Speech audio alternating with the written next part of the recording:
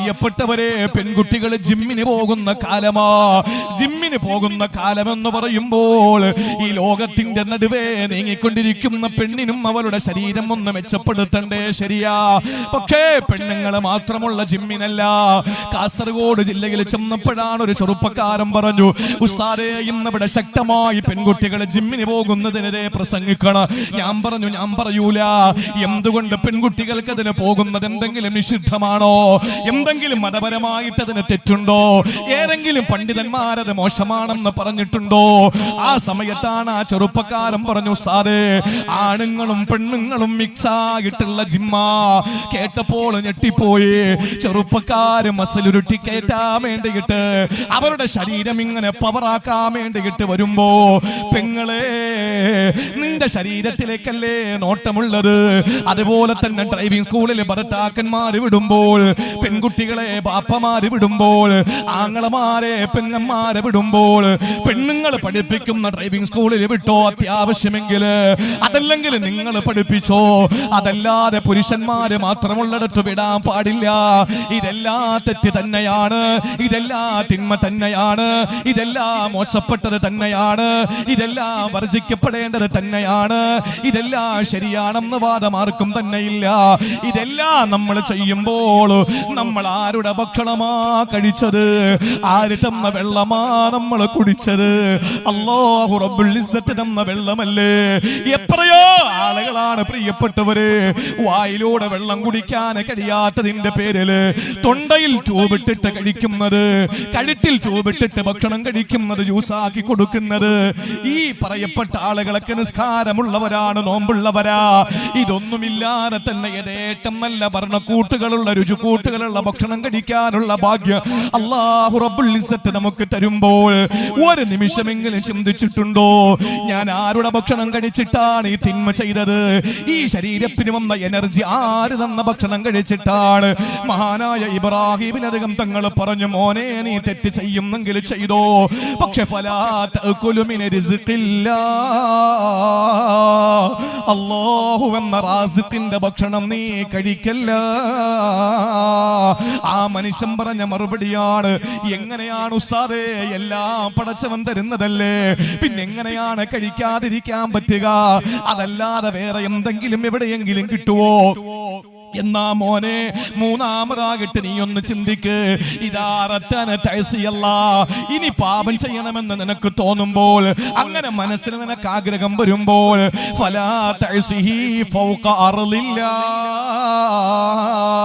അള്ളാന്റെ ഭൗമോപരിതലത്തിന്റെ വിരിമാറിലിരുന്ന് തെറ്റ് ചെയ്യല്ലേ. ഈ പടച്ചോന്റെ ഭൂമിയിൽ നിന്ന് മാറിയിട്ട് വേറെ ഏതെങ്കിലും പ്രൈവറ്റ് പ്രോപ്പർട്ടിയിൽ പോയി നീ ഇരുന്ന് ചെയ്യണേ. അതല്ലെങ്കിൽ പേഴ്സണൽ പ്രോപ്പർട്ടിയിൽ പോയിരുന്ന് നീ ചെയ്യണേ.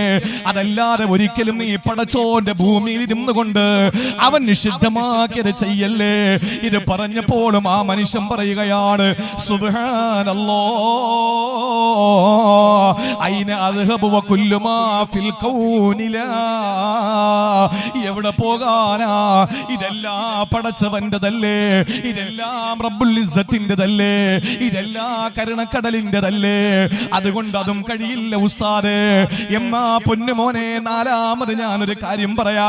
ഇനി പടച്ചവനുമായി ബന്ധമുള്ളതങ്ങ് വിട്ടേക്ക്, അത് നിനക്ക് പറ്റൂലെന്ന് മനസ്സിലായില്ലേ?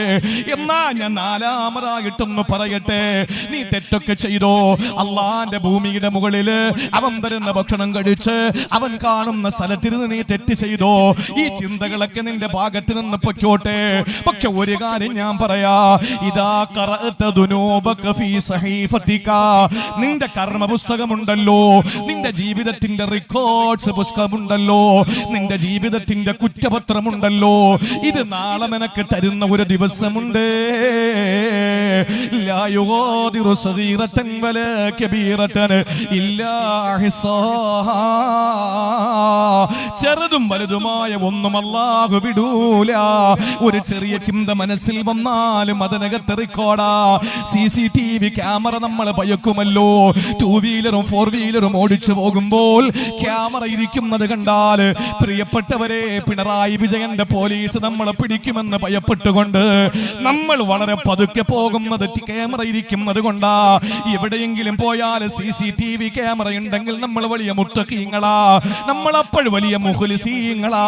പക്ഷെ അതില്ലെങ്കിൽ നമ്മുടെ സ്വഭാവം നേരെ വിരുദ്ധമാ.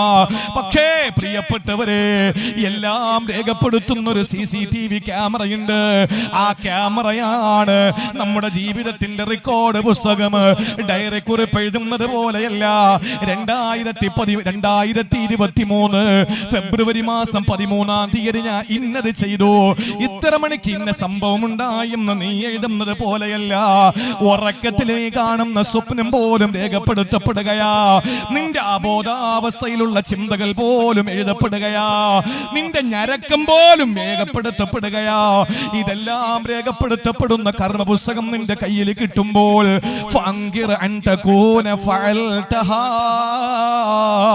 അല്ലാഹു റബ്ബുൽ ഇസ്സത്ത് എന്ന മാലിക്കുൽ മുൽക്കിന്റെ മുമ്പിൽ നിന്നുകൊണ്ട്, പടച്ചവന്റെ കോടതിയിൽ നിന്നുകൊണ്ട്, ഒരു ചാൻ മുകളിൽ കത്തിജ്വലിച്ചു നിൽക്കുന്ന അരുണന്റെ കിരണമേറ്റുകൊണ്ട് ചെമ്പത്തറ താപം കൊണ്ട് വിറയ്ക്കുന്ന മഹിഷറ, ആ വൻസഭയിൽ നിന്നുകൊണ്ട് നീ പറയണം, അല്ലാഹുവേ ഞാനിത് നിഷേധിക്കുകയാണ്, ഇത് ഞാൻ ചെയ്തിട്ടില്ല, ഇത് ഞാൻ ചെയ്തിട്ടില്ല, ഇത് നിഷേധിക്കുന്നു എന്ന് നിനക്ക് പറയാൻ പറ്റുമെങ്കിൽ നീ തെറ്റ് ചെയ്തോ. ആ സമയത്തതാ വീണ്ടും മഹാനവറുകളോട് ശിഷ്യം പറയുകയാണ്, ഉസ്താദേ സുബ്ഹാനല്ലാഹ്, നിങ്ങൾ എന്തായി പറയുന്നത്, നിങ്ങൾ എന്തായി പറയുന്നത്? ഫൈനൽ കിറാമുൽ കാത്തിബീ, ഈ എഴുത്തുകാരായ റിപ്പോർട്ടർമാരായ മലക്കുകൾ അവിടെ ഉണ്ടല്ലോ. വൽ മലായികത്തുൽ ഹാഫിളൂ, പ്രൊട്ടക്ഷന്റെ മാലാകമാർ അവിടെ വരുന്നുണ്ടല്ലോ. വശുഹൂദുൻ നാതിഖൂ, എല്ലാം മിണ്ടുന്ന നമ്മുടെ അവയവങ്ങളും അവിടെ വരുമല്ലോ റബ്ബേ, അല്ലാഹുവിന്റെ ഹബീബ് വരുമല്ലോ ഉസ്താദേ. പിന്നെ എങ്ങനെയാണ് എനിക്ക് ആ തെറ്റ് ചെയ്യാൻ കഴിയുക? ഇതിനെ എങ്ങനെയാണ് എനിക്ക് അവഗണിക്കാൻ കഴിയുക? ഉസ്താദ് പറഞ്ഞു കഴിയൂലല്ലോ. എന്നാൽ ഞാൻ ഇനി 5ാമതൊരു കാര്യം കൂടി പറഞ്ഞു തരാ, അത് കേട്ടിട്ട് നീ തീരുമാനിച്ചോ തെറ്റ് ചെയ്യണമെന്ന്. നിനക്ക് റബ്ബിനോട് തെറ്റ് ചെയ്യണമെന്ന് കൊതിയുണ്ടാകുമ്പോൾ നീ ചെയ്തോ മോനെ, എന്ത് വേണോ നിനക്ക് ചെയ്യാ. പിന്നെ നിന്റെ അടുത്ത് മലായിക്കത്തുകൾ വരുന്ന ദിവസമുണ്ട്. എന്തിനാണ് അവർ വരുന്നത്? നിന്നെ നരകത്തിലേക്ക് വലിച്ചുകൊണ്ട് പോകാനാ. ഏത് മലക്കുകളാണ് വരുന്നതെന്നറിയോ? അവര് ചിരിക്കൂല, അവര് സന്തോഷിക്കൂല, അവർക്ക് പുഞ്ചിരിയില്ല, അവർക്ക് കരുണയില്ല, അവർക്ക് കടാക്ഷമില്ല, അവർക്ക് ഒരിക്കലും ഒരാളെ സന്തോഷപ്പെടുത്തുന്ന സംവിധാനമില്ല. അല്ല പറഞ്ഞത് അലൈഹാ മലായികത്തുൻ ഗിലാദുൻ ശിദാദ്, മല്ലന്മാരാണ്, മല്ലന്മാരാണ്, കഠിന ഹൃദയരാണ്. അങ്ങനത്തെ മലക്കുകൾ നിന്നെ വലിച്ചടച്ചുകൊണ്ട് പോകാൻ ഒരുങ്ങുമ്പോൾ പൊന്നുമോനെ ഫലാ തദ്ഹബ് മഅഹും, നീ അവരോടൊപ്പം പോകാതെ അവിടെ തന്നെ അങ്ങ് നിന്നാ മതി. എന്നിട്ട് നീ പോയി തെറ്റ് ചെയ്തോ, നരകത്തിൽ പിടിച്ചുകൊണ്ട് പോകുമ്പോ നീ പോകരുത്, അവിടെ തന്നെ അങ്ങ് നിൽക്കണം. ഈ മനുഷ്യൻ പറയുന്നു സുബ്ഹാനല്ലാഹ്, ഉസ്താദേ നിങ്ങൾ എന്താ പറയുക? ഫഹല്ലി ഖുവതൻ അലൈഹി ഇന്നമാ യസൂഖൂനനി സൗഖാ, എനിക്കെങ്ങനെയാണ് പോകാതിരിക്കാൻ പറ്റുക? അവര് വലിച്ചടച്ച് പിടിച്ചു കൊണ്ടുപോകൂലേ, പിന്നെ ഞാൻ എങ്ങനെയാണ് പോകാതിരിക്കുന്നത്? ഇത് പറഞ്ഞിട്ട് ആ മഹാനായ മനുഷ്യൻ പറയുകയാണ്, മഹാനായ ഇബ്രാഹിം അധികം തങ്ങൾ ചോദിക്കുകയാണ്, പൊന്നുമോനെ ഇനി പറ, നിനക്ക് തെറ്റു ചെയ്യണോ? ഇനി നിനക്ക് ആഗ്രഹമുണ്ടോ തിന്മകൾ ചെയ്യാ? ആ മനുഷ്യൻ പറഞ്ഞു, ഇല്ല ഉസ്താദ്, എനിക്കിനി മോഹങ്ങളൊന്നുമില്ല, ഇനി എനിക്ക് വൈകാരിക ചിന്തകളൊന്നുമില്ല, എല്ലാം ഞാനിതാ വെച്ച് അവസാനിപ്പിക്കുകയാ. തസവ്വുഫിന്റെ ഉന്നതമായ മേഖലകളിലേക്ക് പറന്നുയർന്നെങ്കിൽ എന്നെ കേൾക്കുന്ന താഴെ അങ്ങോട്ടുള്ള സഹോദരങ്ങളോട് പറയുകയാണ്, അള്ളാന്റെ കണ്ണു വെട്ടിച്ചൊരു തെറ്റും ചെയ്യാ, പടച്ചതമ്പുരാനെ മറച്ചുകൊണ്ടൊന്നും ചെയ്യാ നമ്മളെ കൊണ്ട് കഴിയില്ലെങ്കിൽ അള്ളാഹുവാണ് ഏത് സമയത്തും നമ്മളോടൊപ്പമുള്ളത്. ഇല്ലാഹുവ മഅഹും ഐനമാ കാനൂ. എവിടെ പോയാലും അല്ലാഹ് നമ്മളോടൊപ്പം ഉണ്ട്. എവിടെ പോയാലും അല്ലാഹ് നമ്മളോടൊപ്പമുണ്ട്. അല്ലാഹുവിന്റെ ആ പരിശുദ്ധമായ ആ ഒരു സാന്നിധ്യം നമുക്ക് വലിയ ഒരു അനുഗ്രഹമാണ്. പക്ഷേ അത് തിന്മ ചെയ്തിട്ട് അല്ലാഹു റബ്ബുൽ ഇസ്സത്ത് കാണുന്നു എന്ന ഒരു ബോധം ഉണ്ടായിട്ടും തിന്മ ചെയ്യുന്ന ഒരു തലത്തിലേക്ക് നമ്മൾ എത്തിച്ചേരുക എന്നുള്ളത് വളരെ ഗുരുതരമായ വീഴ്ചയാണ്. അല്ലാഹു റബ്ബുൽ ഇസ്സത്ത് അതിൽ നിന്ന് കാത്തുരക്ഷിച്ച് അവനു വേണ്ടി ജീവിതം സമർപ്പിക്കാനുള്ള മഹാസൗഭാഗ്യം അല്ലാഹു നൽകി അനുഗ്രഹിക്കുമാറാവട്ടെ. പ്രിയപ്പെട്ടവരെ, ആ വിഷയം ഞാൻ അവസാനിപ്പിക്കുകയാണ്. ഇനി രണ്ടാമതൊരാൾ, അതാരാ? ഈ അള്ളാന്റെ വിഷയത്തിൽ നമുക്ക് ആർക്കും സംശയമില്ല, എവിടെ പോയാലും പടച്ചോൻ കൂടെ ഉണ്ട്. എന്നാൽ ഇനി നമ്മളെ കൂടെ എപ്പോഴും ഉള്ള വേറൊന്നുണ്ട്. എന്താണെന്നറിയോ? നമ്മളെ കൂടെ ഏത് സമയത്തും എവിടെയുണ്ടാവും. നിങ്ങൾ ഇന്ന സ്ഥലത്ത് ഉണ്ടോ എന്ന് ചോദിച്ചാൽ എന്റെ അറിവ്, ഞാൻ എന്റെ ഉസ്താദുമാര് പഠിപ്പിച്ചു തന്നത്, ഞാൻ മനസ്സിലാക്കിയത് ഞാൻ മറുപടി തരും. എനിക്കറിവില്ല, ഞാനൊരു ജാഹിലാണ്, ഞാനൊരു അജ്വഫാണ്. അത് നിങ്ങൾ പറയും, ഓ എന്തൊരു വിനയത്തിന്റെ പറച്ച്. അതൊന്നുമല്ല, നിങ്ങളെക്കാലം എന്നെ പറ്റി എനിക്ക് അറിയുന്നത് കൊണ്ട് ഞാൻ പറയാൻ. എന്റെ ഉസ്താദുമാർ എന്നെ പഠിപ്പിക്കുന്നതും, ഞാനൊരു പ്രസംഗത്തിന് പോകുമ്പോ കൃത്യമായി ഉസ്താദുമാരോട് ചോദിച്ചിട്ട് ഇന്ന വിഷയം പറയണമെന്ന് പറയുമ്പോ അവരൊക്കെ പറഞ്ഞു തരുന്നതാ ഞാൻ പറയുന്നത്. അതുകൊണ്ട് ഞാൻ പറയാണ്, ഈ ശൈത്താൻ എന്ന് പറയുന്ന രണ്ടാമത്തെ സംഗതി, ഒന്നല്ല, രണ്ടാമത്തേത് ശൈത്താൻ. ശൈത്താൻ വരാത്തൊരു സ്ഥലം, ഇന്ന സ്ഥലത്ത് വരുമെന്ന് ചോദിച്ചാൽ കൃത്യമായിട്ട് അവിടെ ശൈത്താൻ വരും. അതിന് വ്യക്തമായ ഹദീസുകൾ നമ്മുടെ മുമ്പിലുണ്ട്. ശൈത്താൻ വരാത്ത സ്ഥലം ഒന്നുമില്ല. രണ്ടാമത്തേത് ശൈത്താനാണ്. അള്ളാഹു ആ ശപിക്കപ്പെട്ട പിശാചിൽ നിന്ന് കാവല് തേടി അള്ളാഹുവിലേക്ക് കൂടുതൽ അടുക്കാൻ അള്ളാഹു നമുക്ക് തൗഫീക്ക് നൽകി അനുഗ്രഹിക്കുമാറാവട്ടെ. വിശുദ്ധ ഖുർആൻ സൂറത്തുൽ അഅറാഫിലെ 17-ാമത്തെ ആയത്ത്, സൂറത്തുൽ അഅറാഫിലെ 17-ാമത്തെ ആയത്തിൽ അള്ളാഹു നമ്മെ പഠിപ്പിച്ചു, ശൈത്താൻ ഇബ്ലീസ് നമ്മളെ കൂടെ എല്ലാ സ്ഥലങ്ങളിലും വരും, ഒരു സ്ഥലത്തും ഒഴിവാവൂല. നമ്മൾ കരുതുന്നത് എന്താ? നമ്മൾ കരുതുന്നത് പള്ളിയിൽ വരും, പള്ളിക്കകത്ത് ഒന്നാം സഫിലുണ്ടാവും. അങ്ങനെ വരുന്ന ശൈത്താന്റെ പേരാണ് ഖൻസബ്, യുഖാലു ലഹു ഖൻസബ്. നിസ്കാരത്തിന്റെ സഫിൽ വരുന്ന ശൈത്താന്റെ പേരേതാ? ഖൻസബ്. ഹൗലിന്റെ ഭാഗത്ത് ശൈത്താൻ വരും, ഹൗലിന്റെ ഭാഗത്ത്. ആ ശൈത്താന്റെ പേരേതാ? യുഖാലു ലഹാ വലഹാൻ. അവന്റെ പേര് വലഹാൻ എന്നാ. അത് തന്നെ ബാത്റൂമിലും കയറും, ടോയ്ലറ്റിലല്ല, ബാത്റൂമില്. ചില പെണ്ണുങ്ങൾക്ക് എത്ര കുളിച്ചാലും വസുവാസ് മാറൂല. 2 ടാങ്കിലെ വെള്ളം കുളിച്ചാലും ഭർത്താക്കന്മാര് വരാതെ പറയും, ഉസ്താദ് ദ്വാരക്കണം ഭാര്യയുടെ വസുവാസ് മാറാൻ. ഞാനിപ്പോ എവിടെ പ്രസംഗിക്കാൻ പോയ പിന്നെ പാഴായ മോദിന് വേണ്ടി ദ്വാരക്കണം 101 രൂപ. യഥാർത്ഥത്തിൽ പാവപ്പെട്ട എഴുതി കൊടുത്ത പഴയ മോദിന് വേണ്ടി ദ്വാരക്കാന് ഇച്ചിരി നീണ്ടുപോയി ഒരു അക്ഷരത്തിന്റെ അപ്പുറത്ത്. അപ്പൊ അതാണ്. അപ്പൊ നമ്മുടെ ജീവിതത്തില് നമ്മൾ കരുതുന്നതിന് അപ്പുറത്ത് കാര്യങ്ങളുണ്ട്, നമ്മൾ ചിന്തിക്കുന്നതിന് അപ്പുറത്ത് കാര്യങ്ങളുണ്ട്. വസ്വാസ് വരുന്നത് എന്തുകൊണ്ടാണ്? നമ്മൾ കരുതും അതാണ് ശുദ്ധിയുടെ ഭാഗം. ചില ആളുകൾ കണ്ടിട്ടില്ലേ, ബാത്റൂമിൽ കയറിയ പെട്ടെന്നൊന്നും പുറത്തിറങ്ങൂല. വസ്വാസാൻ. അത് വരാതിരിക്കാൻ നമ്മൾ എപ്പോഴും റബ്ബിനോട് കാവല് ചോദിക്കണം. ഇല്ലെങ്കിൽ ഒരു എല്ലാവരും കൂടെ ഒരുമിച്ച് കിടക്കുന്ന റൂമാണെങ്കിൽ വലിയ ബുദ്ധിമുട്ടാണ്, വലിയ പ്രയാസമാണ്. ആളുകളൊക്കെ ബുദ്ധിമുട്ടിച്ച് ഇടങ്ങേറാക്കേണ്ടി വരും. വസ്വാസ് വലിയൊരു പ്രശ്നമാണ്. മിൻ ശരിൽ വസ്വാസിൽ ഖന്നാസ് അല്ലദീ യുവസ്വിസു ഫീ സുദൂരിന്നാസ് മിനൽ ജിന്നത്തി വന്നാസ്. നമ്മൾ എന്നും കാവല് തേടുന്ന ഒരു സൂറയല്ലേ ഇത്? അള്ളാഹുവിനോട് എപ്പോഴും ചോദിക്കുന്നുണ്ടല്ലോ. വസ്വാസ് വലിയ പ്രശ്നമാണ്. ഈ വസ്വാസ് വരുത്തുന്നത് ശൈത്താനാണ്. യുഖാലു ലഹു വലഹാൻ. ഇനി ടോയ്ലറ്റിൽ മാത്രം 2 ശൈത്താന്മാരുണ്ട്. അവരെന്താന്നറിയോ? കമിതാക്കളാണ്. അവര് കപ്പിൾസാണ്. അവര് കമിതാക്കളാണ്. അവര് കുടുംബക്കാരാണ്. അതുകൊണ്ടാണ് നമ്മൾ കയറുമ്പോ എന്ത് പറയുന്നു? അവിടെയുള്ള ശൈത്താന്റെ പേര്, കക്കൂസിൽ മാത്രം കാണുന്ന ഒരു ശൈത്താന്റെ പേരാണ് ഖുബ്സ് ഖബായിസ്. നമ്മൾ കയറുമ്പോ എന്ത് പറയും? അല്ലാഹുമ്മ ഇന്നി അഊദു ബിക മിനൽ ഖുബ്സി വൽ ഖബായിസി. ആൺകൊതു പെൺകൊതു എന്നല്ല, അത് അങ്ങനെയല്ല അതിന്റെ അർത്ഥം. ആൺ പിശാച് പെൺ പിശാചിൽ നിന്ന് ഞാൻ കാവല് തേടുന്നു എന്ന് പറഞ്ഞിട്ട് നമ്മൾ കയറുകയാണ്. അല്ലേ? ഇനി എവിടെ വരേണ്ടത്? ഇനി ശൈത്താൻ എവിടെ വരേണ്ടത്? നിസ്കരിക്കുന്നവന്റെ അടുത്ത് വരും, സ്വതക്ക കൊടുക്കുന്നവന്റെ അടുത്ത് 70 ശൈത്താൻ വരുമെന്ന് നബി മുഹമ്മദ് മുസ്തഫ. നിസ്കരിക്കുന്നവന്റെ അടുത്ത് വരുന്ന ശൈത്താൻ ഖൻസബ്, ഒറ്റൊരുത്തൻ. ഹൗലിന്റെ ഭാഗത്ത് വരുന്നത് ഒറ്റ ഒരുത്തൻ വലഹാൻ. ബാത്റൂമിൽ 2 എണ്ണം ആണും പെണ്ണും ഉണ്ട്, ഖുബസും ഖബായിസും. പക്ഷെ സദഖ കൊടുക്കുന്നവനെടുക്കൽ വരുന്നത് 70 ശൈത്താൻ. ഈ 70 ശൈത്താനെയും പോരാടി പിടിച്ചിരുത്തി അടിച്ച് കിടത്തിയിട്ട് ഒരാൾക്ക് ഒരു 10,000 രൂപ കൊടുക്കാൻ പറ്റും. അതുകൊണ്ടാണ് എല്ലാരും കക്കൂസി പോകും, ഒരു പ്രശ്നവും ഇല്ല. ഖുബസിനെ ഖബായിസിനെയൊക്കെ കാലുമടക്കി അടിക്കും, ഒരു പ്രശ്നവും വരൂല. പള്ളിയിൽ എല്ലാവരും വരും. എന്ത് ഹൻസബ് മാറിയിക്കടാന്ന് പറയും, ചേർന്ന് നീക്കടാന്ന് മറ്റൊരിടത്ത് പറയും, അപ്പോഴൊക്കെ ആയി. ഇല്ലെങ്കിൽ ഇമാമ നിർത്തിക്കോളും.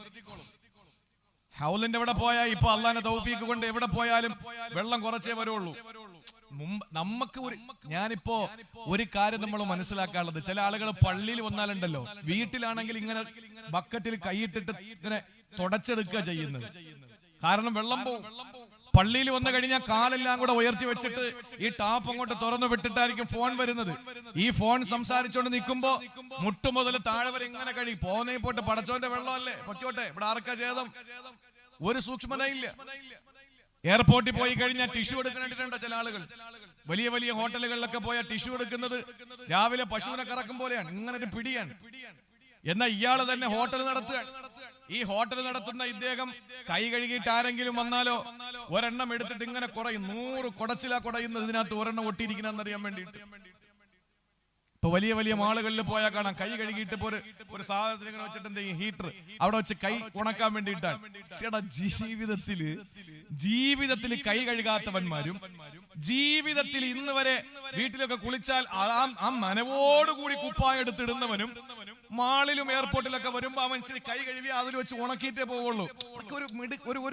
ഒരു സെറ്റപ്പ്. ആ ഒരു രീതിയിൽ നമ്മൾ മനസ്സിലാക്കണം, ശൈത്താൻ ഒരു സദഖ കൊടുക്കുന്നവന്റെ അടുക്കൽ വരുന്നത് 70 എണ്ണം ഒരുമിച്ച് വന്ന് അവന്റെ ജീവിതത്തിൽ 70 ശൈത്താനോടും മൽപ്പിടുത്തം നടത്തി അവരെ പരാജയപ്പെടുത്തിയാൽ മാത്രമേ ഒരു കുട്ടിയുടെ ഒരു വർഷത്തെ ചെലവേറ്റെടുക്കാൻ പറ്റുള്ളൂ.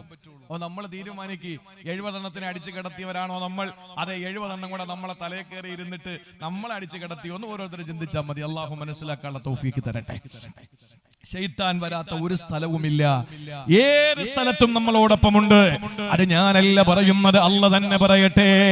ثم لآتينهم من بين أيديهم ومن خلفهم وعن أيمانهم وعن شمائلهم ولا تجد أكثرهم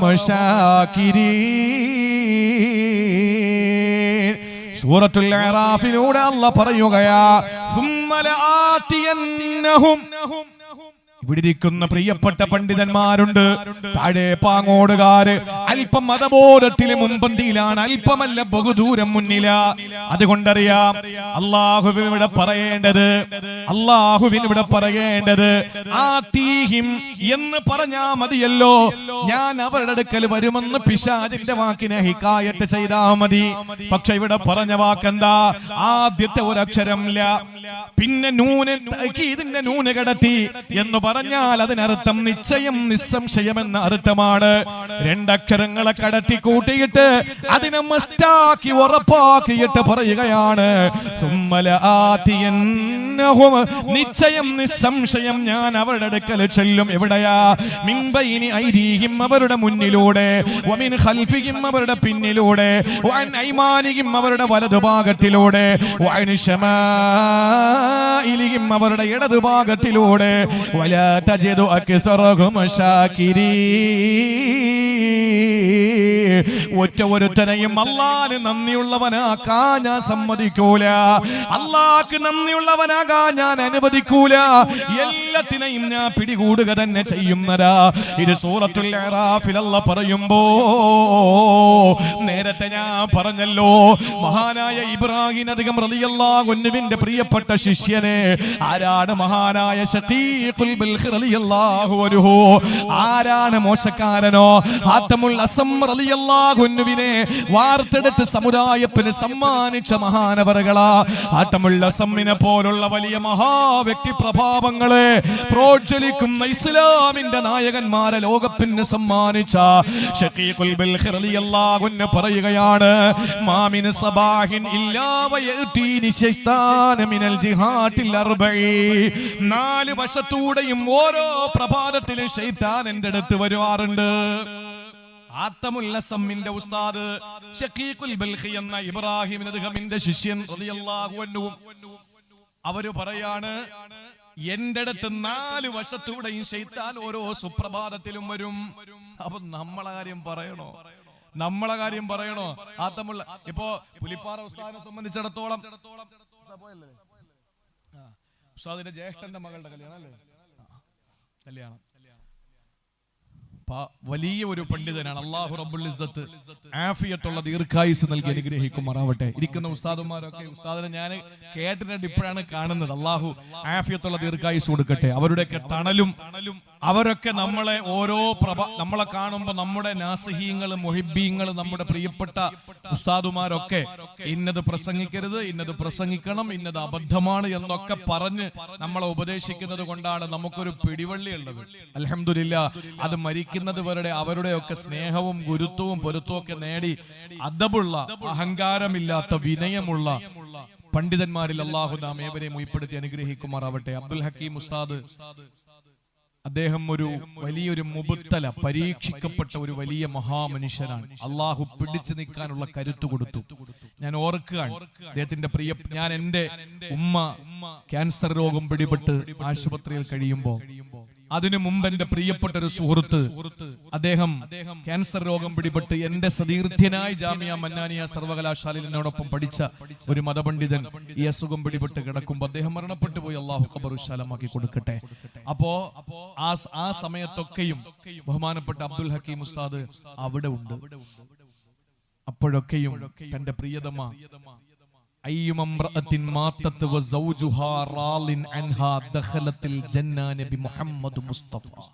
ആ ഒരൊറ്റ ക്വാളിറ്റി മതി. രോഗം കഠിനമാകുന്നൊരവസ്ഥയിൽ ബഹുമാനപ്പെട്ട എന്റെ അഭിവന്ദനായ ഗുരുവര്യർ പാങ്ങോട് മന്നാനിയ അറബി കോളേജിന്റെ പ്രിൻസിപ്പൾ ആയിരിക്കുമ്പോൾ ഏതാനും മാസങ്ങൾക്ക് മുമ്പ് വരെയും ഉണ്ടായിരുന്നു. ഞാൻ അവിടെ ഉസ്താദിനെ കാണാൻ വേണ്ടിയിട്ട് തിരികെ പോകുമ്പോ ഒരു ശനിയാഴ്ച ദിവസം ഉസ്താദിന്റെ വീട്ടിൽ കയറി. അപ്പൊ ഞാൻ ഉസ്താദിനെ വേറൊരു ആവശ്യത്തിന് വേണ്ടി വിളിച്ച് കയറുന്ന സമയത്ത് സുഖമില്ലാതെ വേദനിച്ച് ഒരു ബെഡിൽ കിടക്കുന്ന പ്രിയപ്പെട്ട സഹോദരി എഴുന്നേറ്റ് ഭക്ഷണം ഉണ്ടാക്കി എന്നെ കഴിപ്പിച്ചിട്ടാണ് വിട്ടത്. പിന്നീട് ഞാൻ ഇവിടെ ഉംറയ്ക്ക് പോകുമ്പോ സമയത്താണ് ബഹുമാനപ്പെട്ട ഉസ്താദിന്റെ ഭാര്യയുടെ വിയോഗം അറിയുന്നത്. അവിടെ ഉണ്ടായിരുന്ന വിശ്വാസികളെ പരമാവധി കൂട്ടിയിട്ട് മയ്യത്ത് നിസ്കാരം അവിടെ വെച്ച് നിർവഹിക്കാൻ കഴിഞ്ഞു. അതിൽ ഞാൻ കൃതാർത്ഥനാണ്. അല്ലാഹു റബ്ബുൽ ഇസ്സത്ത് ആ പ്രിയപ്പെട്ട സഹോദരിയുടെ ഖബറിടം വിശാലമാക്കി കൊടുക്കട്ടെ. സ്വർഗ്ഗത്തിൽ അല്ലാഹു തആല അവരെ ദമ്പതിമാരാക്കി ഇവിടെ നഷ്ടപ്പെട്ടു പോയ ജീവിതത്തിന്റെ പകുതി അല്ലാഹു അവിടെ പകരം കൊടുത്ത് അല്ലാഹു ഉന്നതമായ പദവികൾ നൽകി അല്ലാഹു അനുഗ്രഹിക്കുമാറാവട്ടെ. ഇപ്പം അദ്ദേഹം പാങ്ങോട് മന്നാനിയ അറബി കോളേജിലാണ്. അൽഹംദുലില്ലാ, ഒരു പുതിയ ന്യൂ അപ്ഡേഷൻ, ഒരു പുതിയ ഉണർവോടുകൂടി സടകുടഞ്ഞെഴുന്നേറ്റ് ജാമിയ മന്നാനിയ പാങ്ങോട് ഉസ്താദിന്റെ നേതൃത്വത്തിൽ നമുക്ക് ഇൻഷാ അല്ലാഹ് പഠിക്കാനുള്ളവരൊക്കെ അങ്ങോട്ട് വിട്ട് അടുത്താണല്ലോ. അപ്പൊ അതൊക്കെ നമ്മൾ ഇൻഷാ അല്ലാഹ് മതപരമായ വിഷയത്തിൽ നമ്മൾ എല്ലാവരും പരസ്പരം സഹായിക്കുകയും പരസ്പരം വസിയത്ത് ചെയ്യുകയും ഒക്കെ ചെയ്ത് മക്കളെയൊക്കെ ഒന്ന് വിട്ട് അതൊക്കെ ഒന്ന് മെച്ചപ്പെടുത്തണം. നല്ല നിലയിൽ അൽഹംദുലില്ലാ അതിന്റെ വിജയത്തിലേക്ക് അത് എത്തിക്കൊണ്ടിരിക്കാൻ, അതിന്റെ പടവുകൾ കയറിക്കൊണ്ടിരിക്കുകയാണ്. അല്ലാഹു റബ്ബുൽ ഇസ്സത്ത് അതിന് പ്രവർത്തിച്ചവർ, സഹായിച്ചവർക്കൊക്കെ അർഹമായ പ്രതിഫലം നൽകി അനുഗ്രഹിക്കുമാറാവട്ടെ.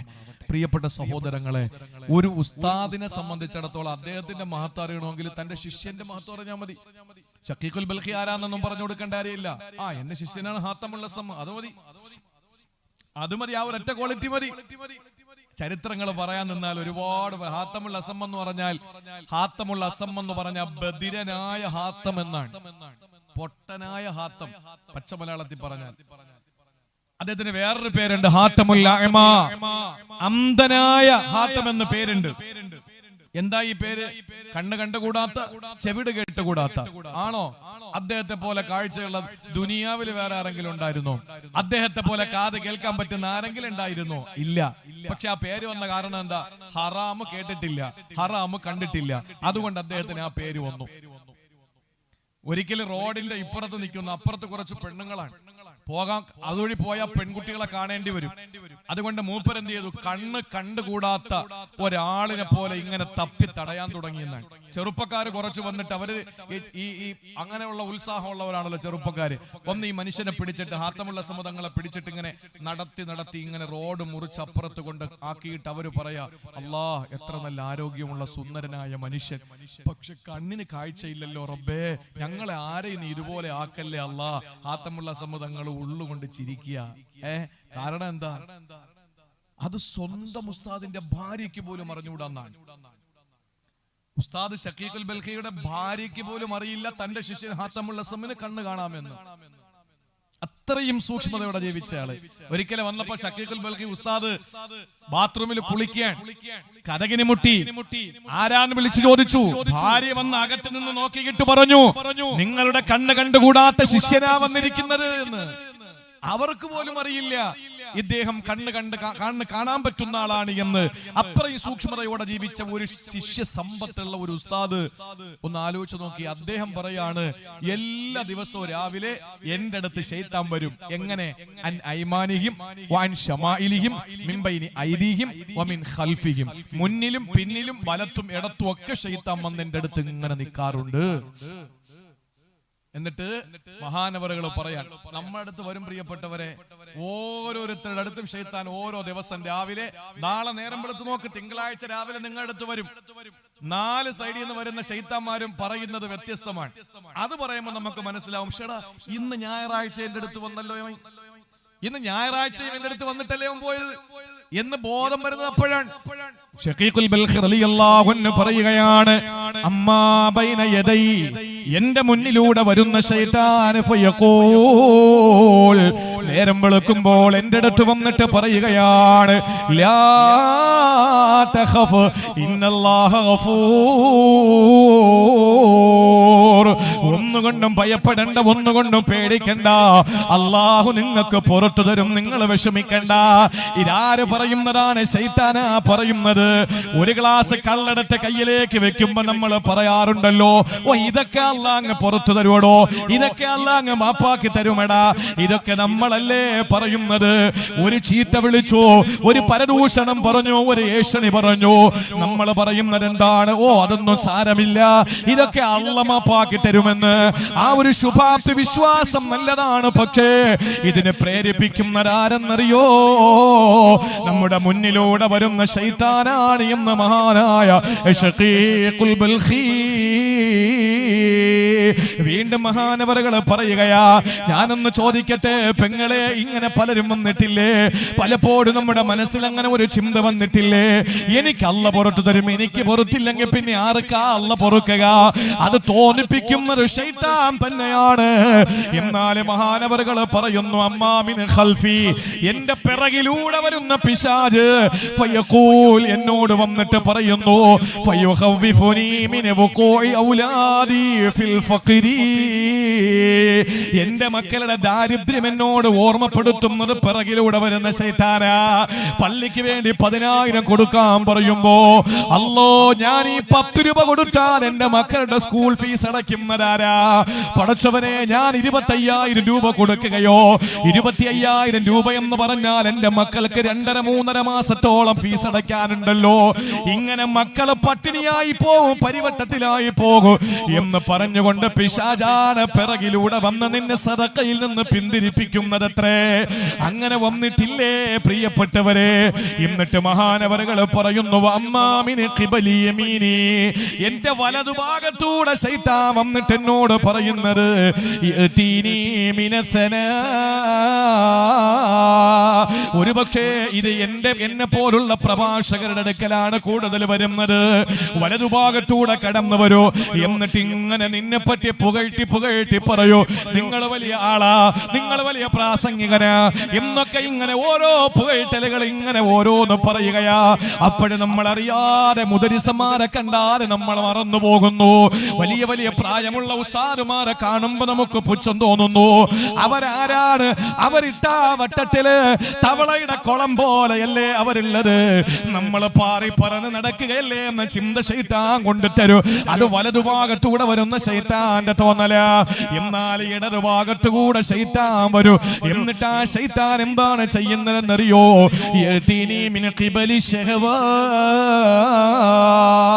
ശരീരത്തിന്റെ ആഗ്രഹങ്ങളെ, മോഹങ്ങളെ, ജഡികേച്ഛകളെ തോന്നിപ്പിക്കുന്നത് ഇടതുഭാഗത്തൂടെ വരുന്ന ശൈത്താനാണ്. അവിടെ പോകണം, ഇവിടെ പോകണം, അത് ചെയ്യണം, ഇത് ചെയ്യണം എന്നൊക്കെ തോന്നിക്കുന്നത് ഇടതുഭാഗത്തൂടെ വരുന്ന ശൈത്താനാണത്രേ. ആ സമയത്ത് ശഖീഖുൽ ബൽഖി തന്നെ പറയുകയാണ്, ഇത് വേറെങ്ങുമുള്ളതല്ല, ഇതേതെങ്കിലും വാറോലയിലുള്ളതല്ല പ്രിയപ്പെട്ടവരെ. അള്ളാന്റെ വിശുദ്ധമായ ഖുർആനിനെ തഫ്സീർ ചെയ്തിട്ടുള്ള ഇമാമുനാ റാസി തങ്ങളെ പോലെ, ഇമാം സ്വാബി തങ്ങളെ പോലെ, ഇമാം ജലാലൈനി തങ്ങളെ പോലെ, ഇമാം ഇബ്നു കസീറിനെ പോലെ, ഇമാം തഹാവിയെ പോലെ എത്ര വിശുദ്ധമായ ഖുർആനിന്റെ തഫ്സീറുകൾ ഉണ്ടെന്നറിയോ? അതിലൊരു വലിയ മഹാനാണല്ലോ ഇമാം ഖാസിനി റഹിമഹുല്ലാഹ്. അദ്ദേഹത്തിന്റെ തഫ്സീറുൽ ഖാസിനിൽ വളരെ വ്യക്തമായി ഇത് കൊടുത്തിട്ടുണ്ട്.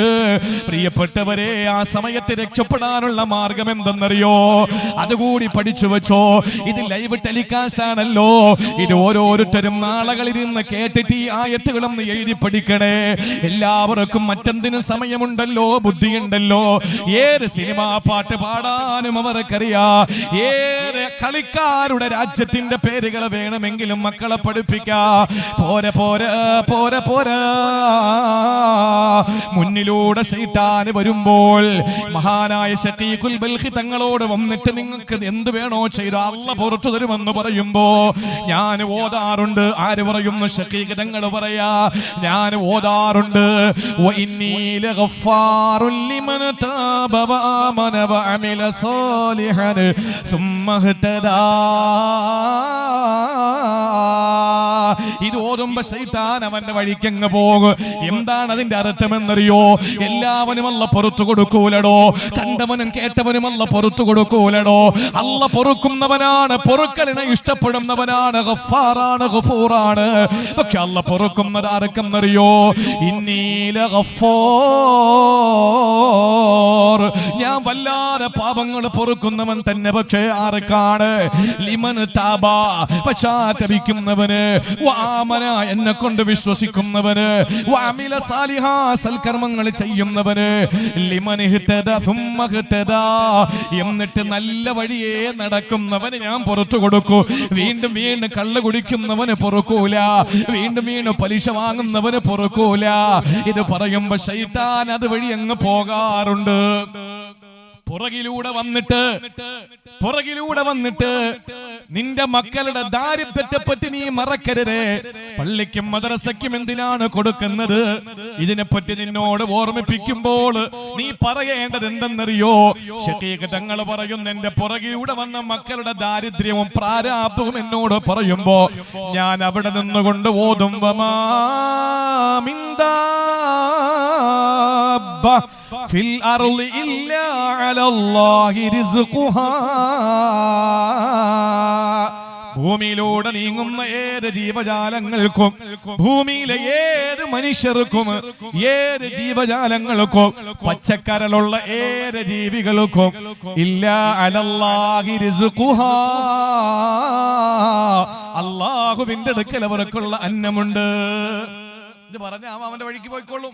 നമ്മളെ കൂടെ എസ് വെച്ച് കൊടുക്കും. ശരിയാണ്. എല്ലാം കൂടെ ഞാൻ കെട്ടിപ്പിടിച്ച് വെച്ചാലല്ലേ എന്റെ മക്കൾക്ക് കൊടുക്കാൻ പറ്റുള്ളൂ. എന്റെ പൊന്ന് സഹോദരങ്ങളെ, അള്ളാഹു ജനിപ്പിച്ചോ? വായ കീറിയ അല്ലാഹ്. സജദ വജ്ഹിയ ലില്ലദീ ഖലഖഹു വസവ്വറഹു വശഖ സമഅഹു വബസറഹു.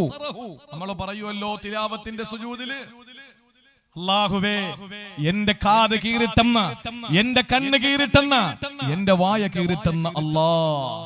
വായ കീറിയവൻ അല്ലാഹുവാണെങ്കിൽ അന്നം തരാം അവൻ അറിയാം. ഇമാം ഷാഫി തങ്ങളുടെ വാക്ക് കടമെടുത്താൽ, ജീവിച്ചിരുന്നാൽ അന്നം, മരിച്ചാൽ മണ്ണ്, ജീവിതം രാജകീയം, മനസ്സ് സ്വസ്ഥം.